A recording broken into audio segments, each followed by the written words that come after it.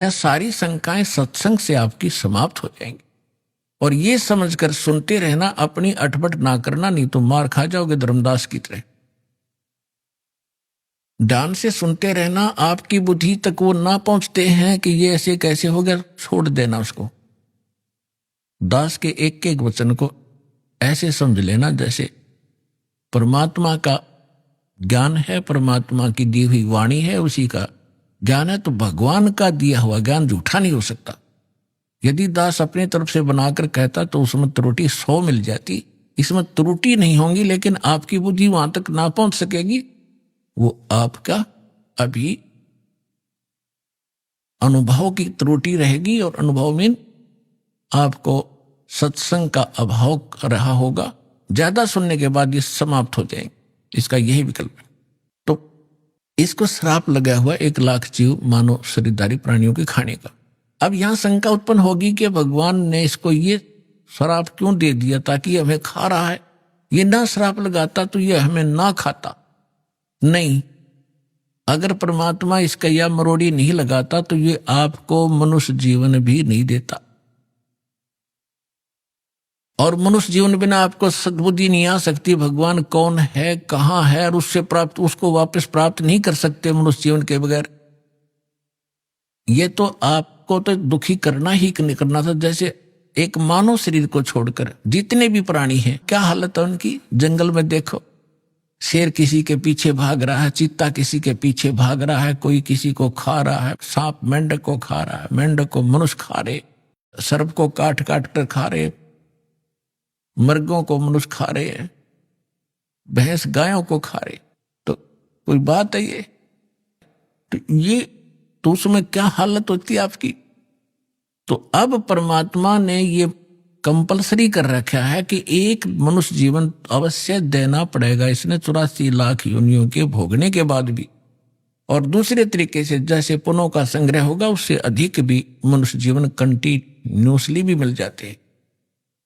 तो दास जो कहने जा रहा है, जो आज का विषय है, एक विशेष रहेगा आपके लिए,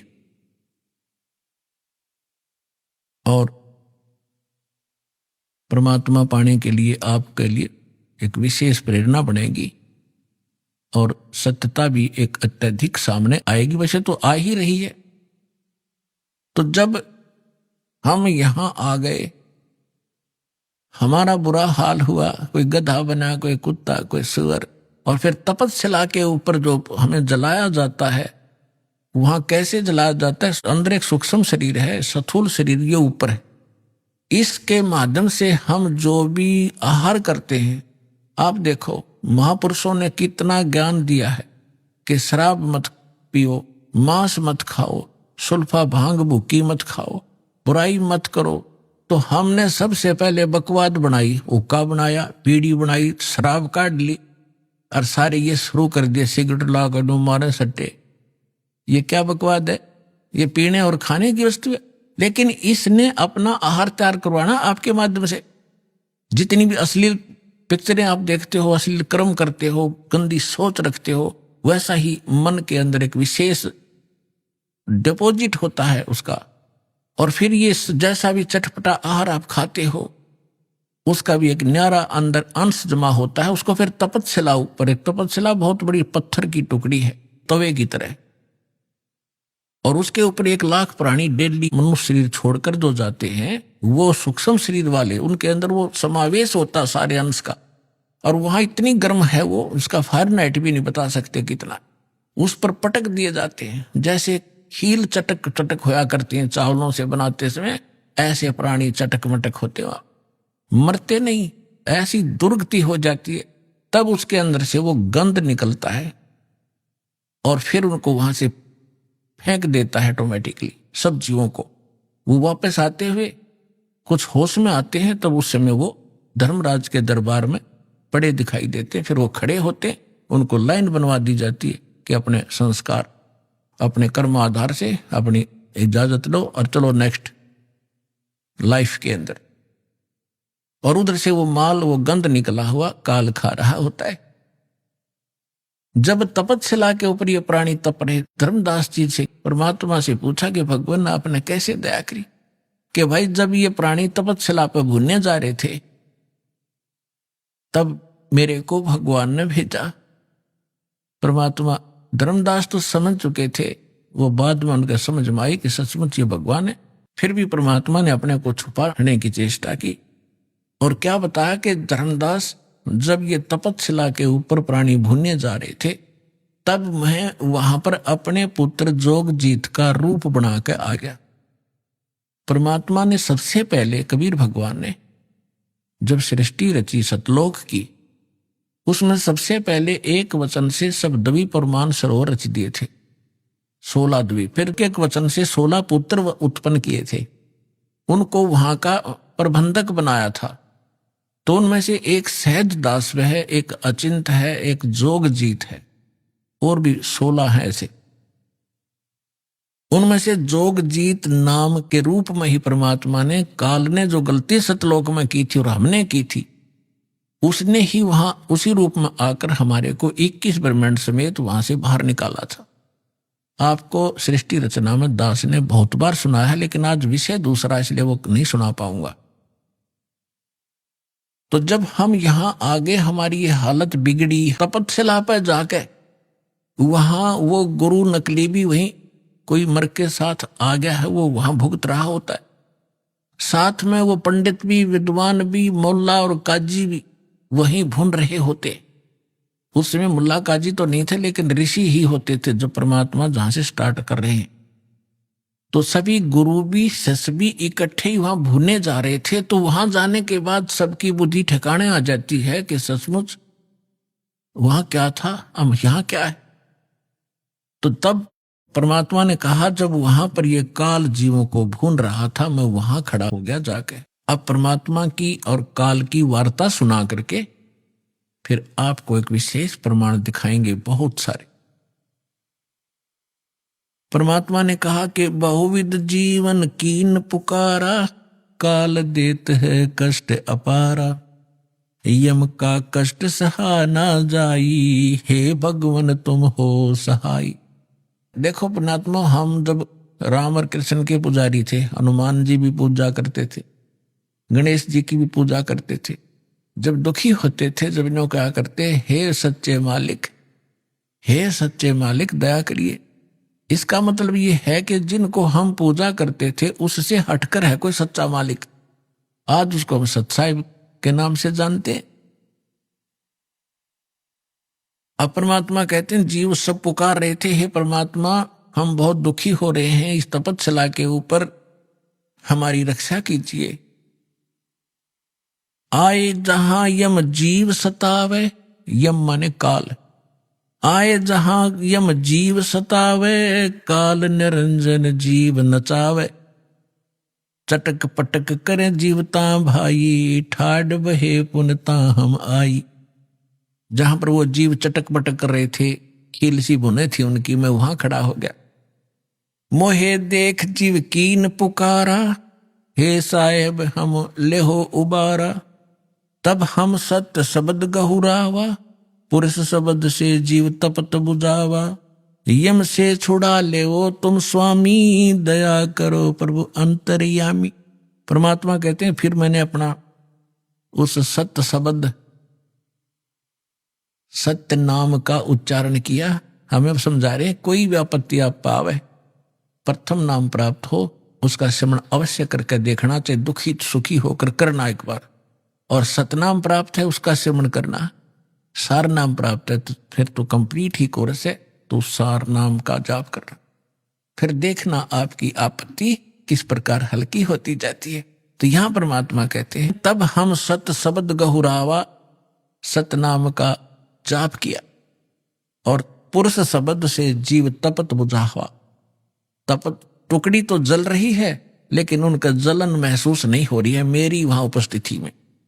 तब जब वो उनकी जलन खत्म हुई तो बैठ गया ऐसे सामने, और सामने देखा चांद सा चेहरा, परमात्मा सामने खड़े हैं। यम ते छुड़ा ले तुम स्वामी, दया करो प्रभु अंतर्यामी। हे भगवान हमें छुटा लो, हमारी रक्षा करो। तो परमात्मा कहते हैं, मैंने उनसे कहा, जब तुम जाए धरो जग देहा, तब तुम कर हो शब्द स्नेहा। पुरुष नाम सुमरियो सैदाना, बीरा सार गहो परवाना, दे धरो तब सत शब्द समाई, तब हम सतलोक ले जाई, जा आसा ता बासा होई, मन कर्म वचन सुमरियो सोई। परमात्मा कह रहे हैं कि देखो तब मैं जीवन से कहा समझाई, भाई जोर करूं तो मेरा वचन नसाई, क्योंकि मैंने आपको भेजा है यहाँ पर। अब क्या बताया है कि तुम जब पृथ्वी पर मनुष्य जीवन प्राप्त हो और तब मेरा कोई संत, मेरा दास आपको यथार्थ ज्ञान दे रहा हो, तो उस समय आप उससे मंत्र लेकर के जाप करना, फिर मैं तुम्हें छुड़वाऊंगा। अब मैं तुम्हारा कुछ नहीं कर पाऊंगा। कहे जीव सुन पुरुष पुराना, देह धरु बिसरो नहीं ज्ञाना, पुरुष जान सुमरो जुमराई, वेद पुराण कहे समझाई, वेद पुराण कहे मति एहा, निराकार से की जय नेहा, सुर नर मुनि जन 33 करोड़ी, ये बंदे सभी निरंजन डोरी, ताके मते कीन हम आशा, अब हम चीन पड़ा यम फांसा। अब वहां जितने भी जीव तपस्या पर भुन रहे थे, परमात्मा ने सृष्टि रचना सुनाई, तुम कैसे फंसे हो। अब जीव सभी कह रहे हैं, हे सनातन परमात्मा, मनुष्य शरीर पाकर हम आपको नहीं भूलेंगे, आपका ज्ञान याद रखेंगे, और यहां तो ऐसी बिजली गिर दे है, कुछ याद ही नहीं रहने देता। अब क्या बता रहे हैं कि पुरुष जान सुमरा जमराई, हमने परमात्मा समझ के काल भगवान की पूजा कर ली, और वेद पुराण कह समझाई कि आज तक जितने भी विद्वान पुरुष हमारे मिले हमें को, वो कह रहे हैं कि वेदों और पुराणों में बताया है ये निरंजन ही परमात्मा है, ब्रह्म ही सर्वशक्तिमान है। वेद पुराण कहे मति एहा, निराकार से करियो नेहा, कि ये सब निराकार बताते हैं उस भगवान को, कि वेदों में निराकार लिखा है। परमात्मा बोले ये वेद कतेब झूठे ना भाई, झूठे हैं जो समझे ना। तो वहां पर सभी प्राणी कहते हैं कि सुर नर मुनि जन 33 करोड़ी, ये भी परमात्मा सब काल के ही बंधे हुए हैं, इनकी पूजा करते हैं। और ताके मते कीन हम आशा, उन्हीं के विचारों के आधार से हमने भी इसी आस पर ये साधनाएं की। अब हमो चीन पड़ा यम फांसा, अब हमने काल के इस जाल का पता लगा आपके ज्ञान से। परमात्मा कहते सुनो जीव छल यम यह केरा, ये यम फंदा कीन गनेरा। अब परमात्मा कहते हैं धर्मदास जो पूछो मोही, युग युग कथा कहूं मैं तो ही, जब ही पुरुष आज्ञा की ना, जीवन काज पृथ्वी पग दीना, कर परिणाम तब पृथ्वी पग धारा, पहुंचे जहां धर्म दरबारा, प्रथम चले जीव के काजा, पुरुष प्रताप शीश पर छाजा, आवत मिले धर्म अन्यायी, दिन पुन हमसे राड बढ़ाई, मोकू देख धर्म डिग आवा, महाक्रोध बोलो अतुरावा। अब परमात्मा क्या बताना चाह रहे हैं कि मैं जब वहां आया तपस्या के ऊपर, और उधर से काल के आहार का समय हो गया, उसने टाइम फिक्स कर रखा कि इतने समय में वो सभी यहां पर अपना भुन के जल भुनकर चले जाएंगे और मेरा मटेरियल शेष रह जाएगा। उसने उस आइडिया से आया वो काल, लेकिन जीव वहीं रखे परमात्मा ने उनका भ्रम निवारण करने के लिए कि जिसको तुम निराकार कहते हो वो देखो वो आ रहा, तुमसे निकले हुए इस गंध को खाने के लिए, ये है वो तुम्हारा ब्रह्म, वो आ रहा। देखो ओछा माथा, काला शरीर, विकराल, लंबे लंबे बाल सारी शरीर के ऊपर ऐसे, कहने लगे वो आ रहा देखो। तब सभी घबरा गए, जैसे शेर को देखकर बकरे कांपने लग जाते। परमात्मा ने कहा चिंता मत करो, मैं खड़ा हूं यहां पर, और अब तुम जाओ, अब मेरी इसकी बात बनेगी कुछ।